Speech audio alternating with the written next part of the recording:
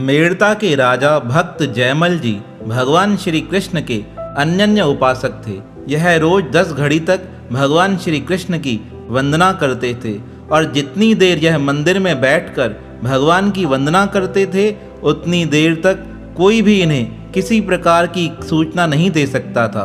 कितना भी जरूरी कार्य पड़ जाए, अगर कोई व्यक्ति इनके पास कोई सूचना देने चला जाता था तो उसे मृत्यु दंड दिया जाता था, क्योंकि इनका नियम था जब मैं परमात्मा की सेवा करता रहूं तब कोई भी व्यक्ति मेरे पास नहीं आए, अगर कोई आएगा तो उसे मृत्यु दंड दिया जाएगा। एक दिन राजा जयमल जी भगवान की उपासना कर रहे थे, तभी मंत्री भगता हुआ जयमल जी की माता जी के पास आकर कहने लगा, हे राजमाता, आज हमारे राज्य पर एक राजा ने चढ़ाई कर दी है। वह बड़ी भारी सेना लेकर हमारे राज्य को हथियाने आ रहा है। अब आप जल्दी जाकर अपने पुत्र को यह समाचार देकर आइए, क्योंकि अगर अन्य कोई व्यक्ति यह समाचार लेकर जाएगा तो उसे मृत्यु दंड की सजा मिलेगी, इसलिए अब आप ही यह काम कर सकती हैं। अब राजा जयमल तो भगवान की उपासना कर रहे थे, तभी राजमाता उनके पास जाकर कहने लगी, हे पुत्र, हमारे राज्य पर कोई आक्रमण कर रहा है, बड़ी सेना लेकर वह इसे हथियाना चाहता है, तुम जल्दी से कुछ उद्योग करो। तब माता की बात सुनकर श्री जयमल जी कहने लगे, भगवान सब अच्छा ही करेंगे, तुम निश्चिंत हो जाओ। ऐसा कह राजा जयमल तो भगवान की वंदना करने लगे। सारे मंत्री चिंतित हो गए कि हमारा राजा तो परमात्मा की सेवा में लगा है, अब हमें क्या उपाय करना चाहिए कि जिससे हम इस आक्रमण को रोक सकें। अभी मंत्री इस प्रकार मंत्रणा कर रहे थे, तभी भगवान को चिंता होने लगी, मेरा भक्त जयमल तो मेरी आराधना कर रहा है और इसने कहा है कि भगवान सब अच्छा करेंगे, तो अब सारा काम मुझे ही करना पड़ेगा। ऐसा सोचकर भगवान श्री कृष्ण ने नौजवान सैनिक का रूप बना लिया। अपने एक हाथ में उन्होंने तलवार उठाई, दूसरे हाथ में भाला उठाया और अपने पीठ पर ढाल बांध दी। इतना सुंदर सैनिक का रूप बनाकर भगवान श्री कृष्ण जयमल जी की अश्वशाला में आ गए। राजा जयमल की अश्वशाला में आकर भगवान श्री कृष्ण ने राजा की सवारी का अश्व खोल दिया। फिर उस पर सवार होकर भगवान श्री कृष्ण सैनिक का भेष बना वह अकेले ही युद्ध स्थल पर चले गए। भगवान के सवार होते ही राजा जयमल का वह घोड़ा ऐसे दौड़ने लगा जैसे भगवान जी का गरुड़ हो। उस घोड़े में भगवान की इतनी शक्ति आ गई, वह सामने से ऐसा प्रतीत होता था जैसे मंगल भगवान विष्णु गरुड़ पे सवार होकर किसी राक्षस का संहार करने आ रहे हों।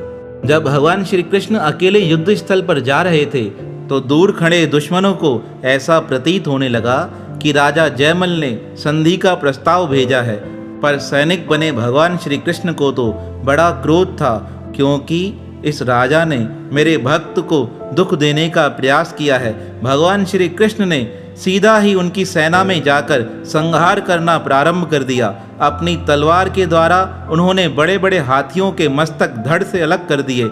जितने शूरवीर उनसे युद्ध करने आ रहे थे, भगवान श्री कृष्ण ने अकेले ही सबको समाप्त कर दिया। वह दुश्मन और कोई नहीं, वह भक्त जयमल जी का भाई था, जो मन में शुरू से यह इच्छा रखता था कि मेड़ता का राज्य भी मुझे मिल जाए, पर उसे पता नहीं था कि मेड़ता के राजा जयमल के रक्षक तो भगवान श्री कृष्ण स्वयं हैं। अब तो भगवान श्री कृष्ण ने ऐसा संहार किया कि थोड़े समय में ही राजा की सारी सेना समाप्त हो गई। अब तो जयमल जी का भाई बड़ा कांपने लगा। वह सोचने लगा, हो सकता है यह नौजवान सैनिक मेरा भी वध कर देगा, पर भगवान श्री कृष्ण को दया आ गई। वह सोचने लगे, यह तो मेरे भक्त का भाई है, इसका वध करना उचित नहीं है। ऐसा सोचकर भगवान ने मुस्कुराते हुए उसे अपनी छवि का दर्शन करा दिया। जैसे ही उसने भगवान श्री कृष्ण की छवि का दर्शन किया, वह बेहोश होकर गिर गया। भगवान युद्ध को समाप्त कर पुनः जयमल जी के अश्वशाला में लौट आए। उन्होंने पुनः अश्व को बांध दिया और स्वयं अदृश्य हो गए। थोड़ी देर बाद जब भक्त जयमल जी अपनी आराधना करने के पश्चात अपने कक्ष में आए तो उन्हें ध्यान आया कि माताजी ने कहा था, कोई राजा हमारे ऊपर आक्रमण कर रहा है, तुम्हें जाकर उससे लड़ना चाहिए। वह जल्दी से अश्वशाला में आए और अपने घोड़े को तैयार करने लगे। जैसे ही राजा जयमल ने अपने घोड़े को देखा तो उनका घोड़ा पसीने से लथपथ लगा पड़ा था। राजा को ऐसा प्रतीत होने लगा जैसे मेरा घोड़ा बहुत दूर तक भागकर पुनः वापस लौट कर आया है। उन्होंने अपने अश्वशाला के सारथी से कहा, इस घोड़े को आराम करने दो, तुम अन्य घोड़ा लेकर आओ। अब राजा जयमल दूसरे घोड़े पर सवार होकर सैनिकों की थोड़ी टुकड़ी ले युद्ध स्थल पर आए, पर युद्ध स्थल पर आकर वह हैरान हो गए।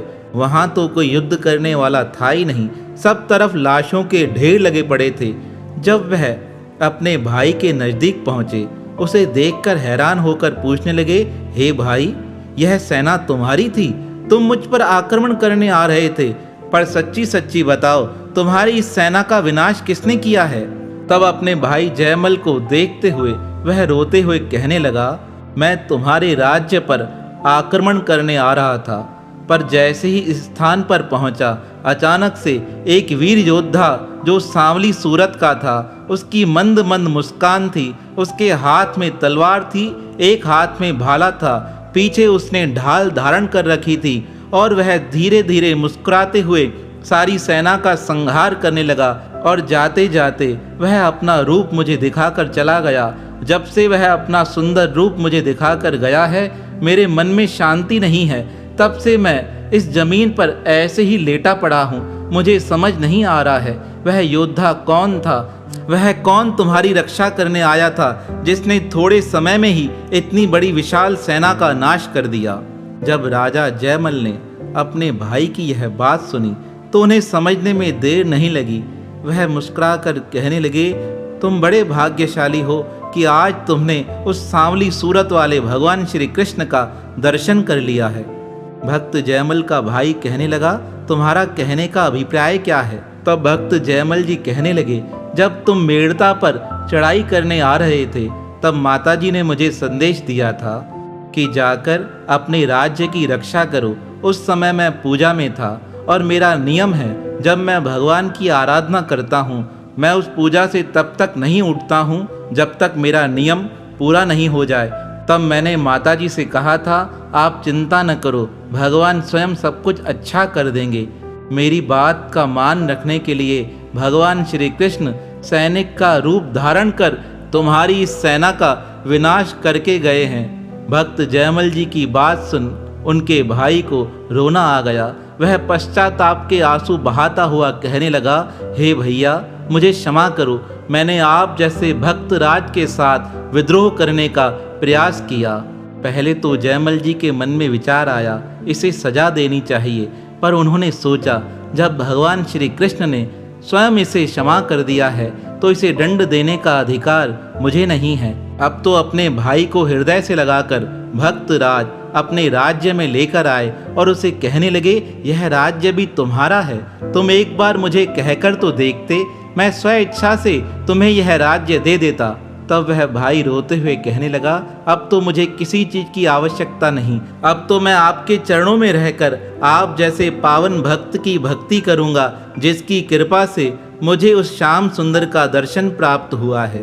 अब तो सारे समाज में भक्त जयमल जी की कीर्ति होने लगी। हर कोई कहने लगा कि भक्त जयमल जी के लिए भगवान श्री कृष्ण सैनिक का भेष बना स्वयं युद्ध करने गए थे।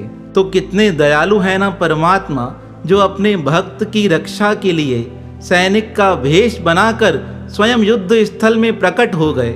ऐसे दयालु श्री कृष्ण के पावन श्री चरणों में हमारा बारंबार प्रणाम है, प्रणाम है, प्रणाम है।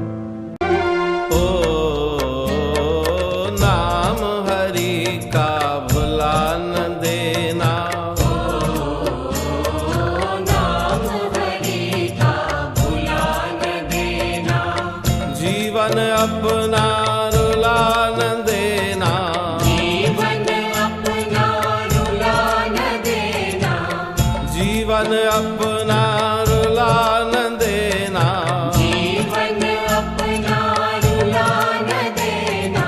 ओ नाम हरि का भुला न देना, ओ नाम हरि का भुला न देना।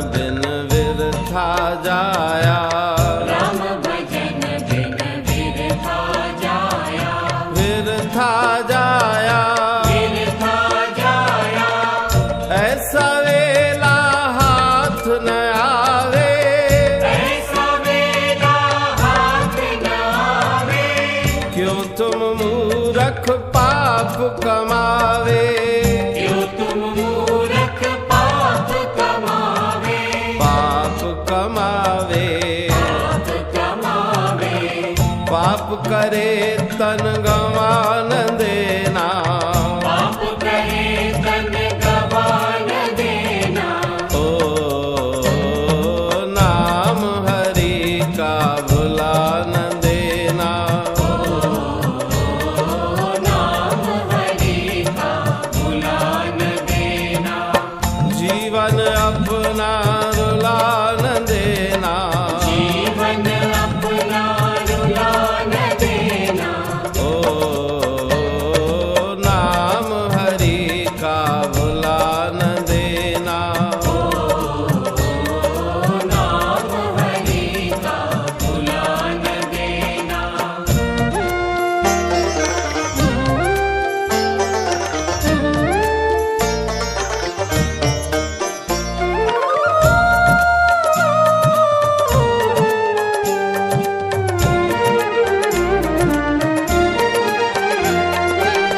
राम नाम बिन कोई न तेरा, राम नाम बिन कोई न तेरा, क्यों कहते हो मेरा मेरा, क्यों कहते हो मेरा मेरा, मेरा मेरा, मेरा मेरा, प्रेम से फिर भूखे गुन गाओ, प्रेम से फिर भूखे गुन गाओ, जन्म मरण में फेर न आओ, जन्म मरण में फेर न आओ, फेर न आओ, फेर न आओ, प्रेम लगा कर हटा न देना, प्रेम लगा कर हटा न देना, ओ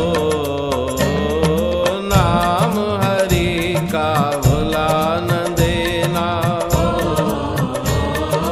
नाम हरि का भुला न देना, जीवन अपना रुला न देना, जीवन अपना रुला न देना, ओ नाम हरि का भुला न देना, नाम हरि का भुला न देना।